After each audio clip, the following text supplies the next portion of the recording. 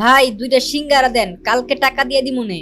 কি রে প্রেমিস, তুই আমাদের কলেজে পড়ালেখা কইরা তুই ফুটপাতে এসে 20 টাকা সিঙ্গারা খাইতেছস, তাও আবার বাকিতে?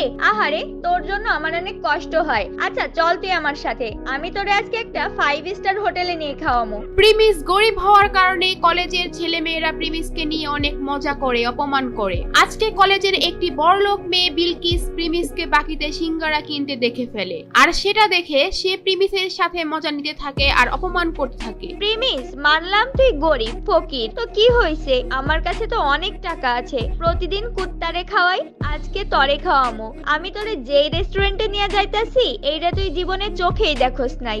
বিলকিস প্রিমিসকে যে রেস্টুরেন্টে নিয়ে যাবে সেটার নাম শুনে প্রিমিস রাজি হয়ে যায়। প্রিমিসের কোনো ধারণাই ছিল না ওই রেস্টুরেন্টে যাওয়ার পর যে কি একটা ঝাটকা খেতে হবে, কারণ এই রেস্টুরেন্টের মধ্যে বিলকিসের বয়ফ্রেন্ড বসেছিল আগে থেকেই। বিলকিস, এই প্রিমিস তোমার সাথে কি করে? এই ফকির